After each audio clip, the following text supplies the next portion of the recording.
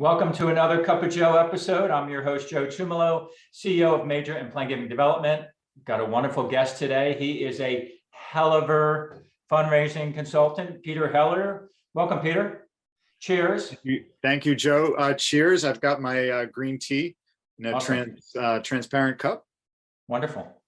Thank you. And you are a transparent guy. You don't hold back, right?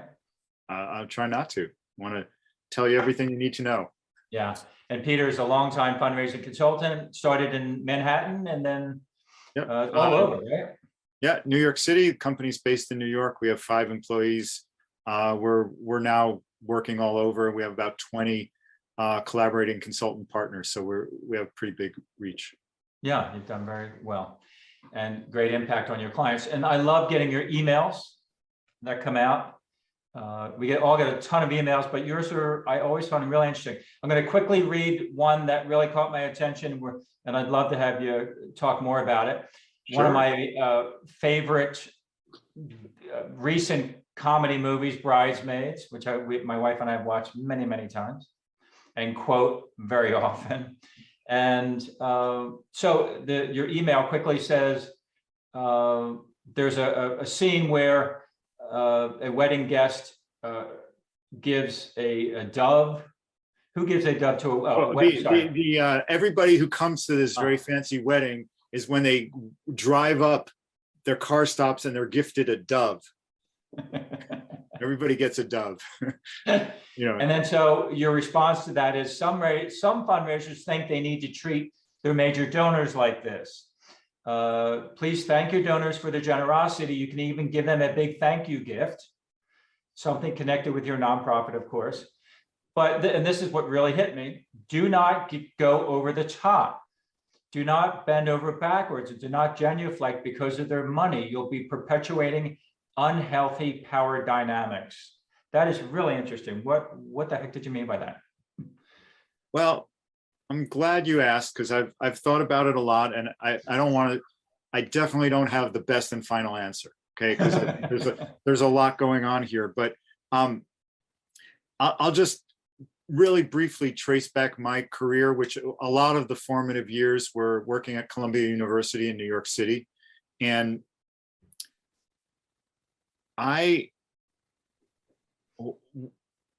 when I was there, I felt kind of an us and them thing, where these are people with wealth and they're somehow different than the rest of us, and we have to figure out, how to really not just respect them, but kind of over the top, cater to their needs. And I just think that there's something challenging in that perspective. I mean, I believe really deeply that we should treat every human being with love and kindness, regardless of their financial status, and that we should not ignore the fact that people with money have an ability to have a really powerful impact on all kinds of nonprofits. And I think, in fact, some nonprofits go in the other direction where they're like, we don't want to pay attention to money. And that's awful. Also, that's like the other side of that coin, where let's pretend that money doesn't matter. Money matters a lot in our culture, and it has the power to affect change, and the change that we want to see through all the different nonprofits that we work in. And we have to be really clear that we don't want to empower the concept that because you have money, you have outsized influence. And I think that's the way it's been. And there's a lot of conversation by people who are much more deep into this than I am, about equity in nonprofit boards.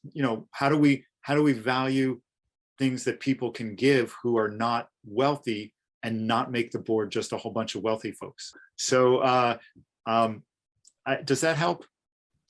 Sure. Is there anything like day to day? So to paraphrase what you just said, it's don't let them try to come in and tell you how to do your job. Is that what you mean by that? Well, let me explain it this way. that email that I wrote was actually about something very tangible and specific, about actually giving physical gifts back to your donors, which I actually think is a really sweet thing to do, but it needs to be done in the context. Like you don't need to, first of all, if you're a nonprofit, you don't want to spend exorbitantly, but second of all, you want to focus the relationship on the impact that the person is having and help them, make your gift to them a report on their impact, conversations about that, a tour of the school that that they've helped build, or whatever it is that they've helped do. And sure, when I was at Columbia, I gave our alumni donors all kinds of branded Columbia gifts, sweatshirts, all, goofy little things. They love that because they were connected with Columbia, but we didn't go nuts. So that's what I'm saying is yeah, just we'll leave it at that. Yeah. Is it at all related to, like, I'm doing more and more work in healthcare, dealing with working physicians. And a big part of our skill sets, we can't take anything personally, right? Because they're really busy. And some of the more successful physicians or more higher profile, my experience, is they're like, really, it's like, I've had physicians literally answer the phone, what? That's how they answer, what? Now, these are, a lot of my work for clients is cold calling current donors, unassigned donors. They're giving, they've been giving, nobody's assigned to them. So it's kind of a cold call, and I get it, but it's like, what do you want? I had somebody the other day, what do you need? What do you want? So I don't know, when I read that, I thought, for me, it came up like, all right, I'm going to be respectful, of course. I've never lost my temper with any donor ever, all the years of doing this. But, and it rarely, doesn't really bother me a lot, but sometimes, like the one last week, after I got off the phone, it's like, he's working for the hospital, I'm working for the hospital. Let's be respectful to each other. That's where I thought you were. Does any of that come into play with what you're talking about? Like, maybe it's just be respectful. I don't want to eat your crap. Just be respectful. Don't be rude to somebody that works for the same place you do.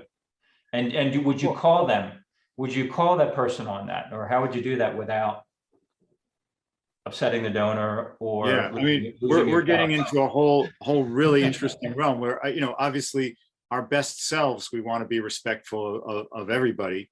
And, some people, I can only imagine what it's like to work as a doctor these days.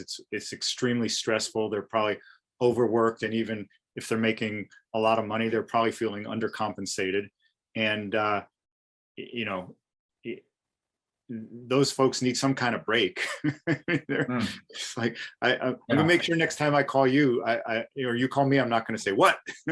But I think that I'll just tell you really quickly a story that I think is sort of apropos, which is, again, when I was at Columbia, we had a very, very wealthy donor. Columbia's in New York City. This guy was in San Francisco. It was early days of Amazon. He owned Amazon or AOL. He owned a ton of shares of this thing, super wealthy guy. I had a phone call with him, and there was something that he wasn't happy about. And I don't remember what it was. And then I literally, I was like, okay, look, I'll get back to you. I literally had to go to Asia for work, to meet with alumni for 2 weeks, go to Asia, come back to my office. I find out from the vice president that this guy is livid about whatever that thing was that I didn't follow up with. The dean of the college that I was the development director for was so concerned about this, he gets on a plane to go apologize to this guy. The VP was like, Peter, you upset perhaps the wealthiest alumnus of your school. I'm thinking, okay, are you not allowed to make a mistake in this universe? I don't even, still to this day, don't know what the mistake I made was. But how this relates to gifts and that sort of, it has to do more with the looking at the privilege of wealth and thinking that I got to jump on a plane and make sure that this guy was a little like off balance. Like, we're going to cater to his little bit of weirdness because we want his money. And, there's that, like, I guess that's really the fine line there is if I were to sum up that email of mine about bridesmaids, is don't let people's money take you off of your moral compass. That's the bottom line right there. And your respect. I mean, I've worked with female gift officers who, in this day and age, which is incredibly hard to believe, have donors try to make a pass at them. Yeah. And now, I mean, I'm not talking about back in the 1960s. I'm talking about now, which is mind-boggling. But it may, I don't want to compare the two at all. But I think they all comes down to just respect. Let's be respectful. Yeah, be kind and respectful. Yeah, good stuff. Yeah. Well, Peter, thank you. How can folks get in touch with you, get on your mailing list?